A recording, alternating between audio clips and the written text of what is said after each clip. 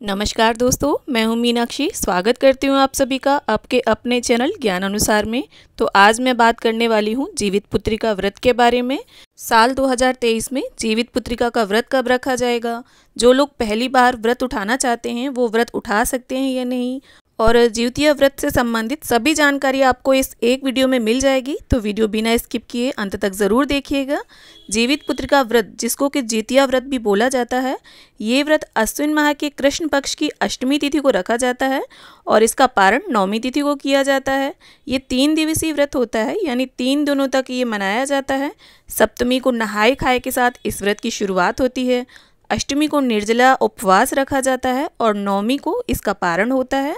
तो साल 2023 में जीवित पुत्रिका का व्रत 6 अक्टूबर दिन शुक्रवार को रखा जाएगा।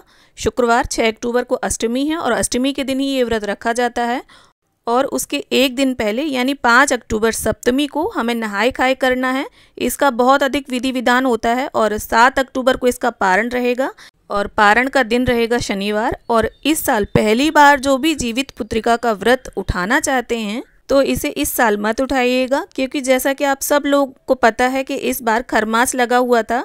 बाकी आप लोगों की मर्जी है, आपके घर का नियम भी आप लोग देख लीजिएगा। लेकिन जिस साल मलमास लगता है उस साल हम पहली बार कोई भी व्रत, किसी भी तरह का व्रत हो, नहीं उठाते हैं। तो देखिए, जैसा कि इसके नाम से ही पता चलता है खर जितिया, तो इसमें ये व्रत जो होता है बहुत कठिन होता है। और सभी व्रतों में, यहाँ तक कि तीज के व्रत में भी हम कुछ ना कुछ ऐसा नियम निकाल ही लेते हैं, मिल ही जाता है।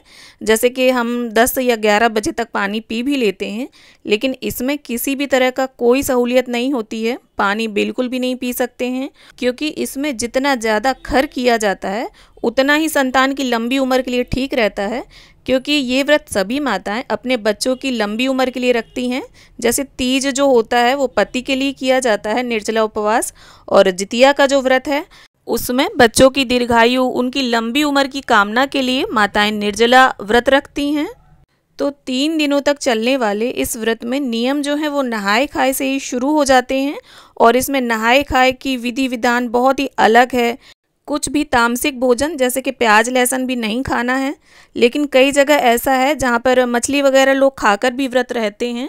और इसके लिए आप देख लीजिए आपके घर का रीति रिवाज कैसा है, उसे आप फॉलो करिए। जैसा आप लोग के यहाँ नियम है वैसा करिएगा। और देखिए, जो है इस व्रत में ज़्यादा घरेलू काम नहीं करना चाहिए, जैसे सब्जी काटना, झाड़ू वगैरह लगाना। क्योंकि हम ना चाहते हुए भी हमसे जाने अनजाने में छोटे छोटे जो जीव जंतु हैं, चींटी वगैरह हैं, जाने अनजाने मर ही जाते हैं। तो जो काम करेगा, आप ना चाहते हुए भी ऐसा हो जाता है। तो ऐसे में आप अपने पति या बच्चों की हेल्प ले सकते हैं, क्योंकि इस दिन आपके हाथों से कोई भी छोटे से छोटा जीव जंतु नहीं मरना चाहिए। खर जितिया में हमें विशेष तौर पर इन बातों का ध्यान रखना चाहिए।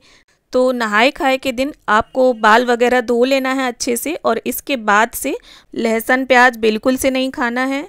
बैंगन, मूली, मसूर की दाल, उड़द की दाल, ये सब खाकर हमें जीवित पुत्रिका का व्रत नहीं रखना चाहिए। और होता क्या है, इसमें व्रत वाले दिन ही पुए वगैरह बनाए जाते हैं, और जिससे हमारे जो पूर्वज वगैरह जो इस दुनिया में नहीं हैं उनको रसोई घर से थोड़ा सा सुगंध आनी चाहिए, इसलिए थोड़ा सा कुछ ज़रूर बनाया जाता है। और जो भी आपके यहाँ पक्की रसोई बनती हो तो आप बना लें उसे। और ज़्यादा तला हुआ आपको नहीं खाना है व्रत में, क्योंकि अगर आप तला हुआ खा लेंगे तो फिर आपको प्यास ज़्यादा लगेगी। और इसी के साथ साथ तरोई, तुरई, तोरई, और जिसे झिंगनी भी बोलते हैं, तो इसकी हमें बिना नमक की सब्जी और सादी पूड़ी बनानी होती हैं। और हो सके तो सब कुछ आप शुद्ध घी में बनाइए।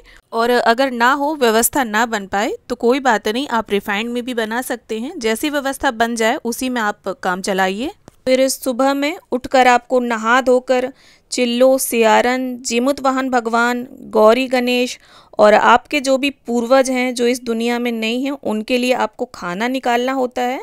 और जिनके पूर्वज हैं उन्हें ये भोग नहीं निकालना है पूर्वजों के नाम का। और ये जो सारा भोग हम निकालते हैं, जो हिस्सा खाना निकालते हैं, तोरई के पत्ते पर निकाला जाता है। अगर तोरई के पत्ते आपको ना मिले तो आप केले के पत्ते पर भी निकाल सकते हैं ये खाना। और देखिए, जो आप भोग निकालेंगे तो जीमुत वाहन वाला जो भोग है वो आप अपने बच्चों को देंगे, आपका बेटा बेटी जो भी हो। और जो चिल्लो सियारन के लिए आप निकालेंगे उसे आप छत पर रख देंगे, तो चिड़िया कौवे ये चुन लेंगे, खा लेंगे। और पूर्वजों के नाम का जो आप निकालेंगे उसे आप ब्राह्मण को दे दीजिएगा। और देखिए, जब हम भोर में उठते हैं तो हमें शुद्ध होकर, यानी सिर से पानी आप डाल लीजिए या कंधे से डाल लीजिए।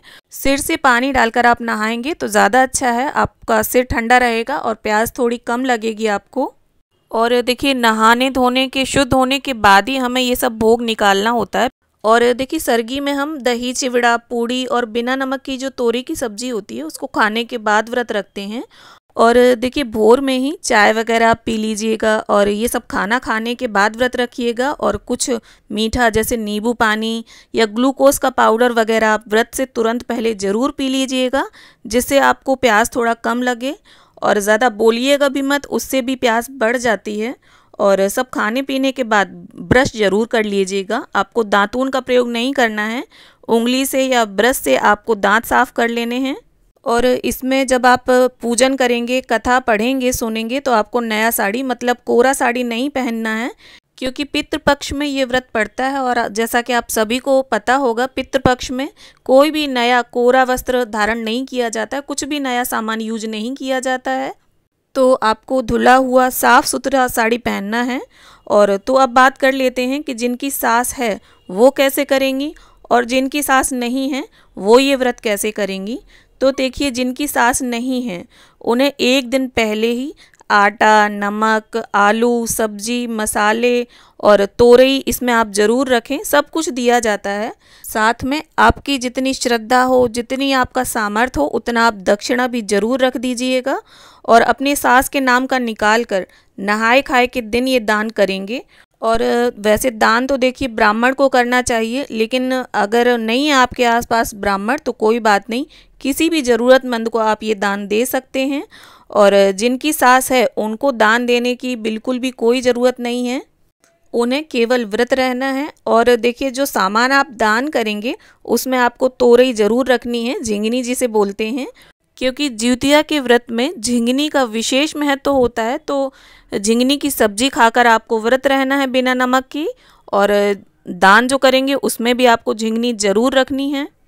तो उम्मीद करती हूँ वीडियो में दी गई जानकारी से आप सभी को लाभ प्राप्त हो। वैसे तो मैंने सभी प्रश्नों के उत्तर देने की पूरी कोशिश की है, लेकिन अगर जीवित पुत्रिका व्रत से संबंधित किसी भी प्रकार का कोई भी प्रश्न आप लोगों के मन में है तो आप लोग कमेंट करिएगा, मैं रिप्लाई करने की पूरी कोशिश करूँगी। तो वीडियो अगर इन्फॉर्मेटिव लगा हो तो इसे लाइक करें और अपने फ्रेंड्स एंड रिलेटिव्स के साथ शेयर ज़रूर करें।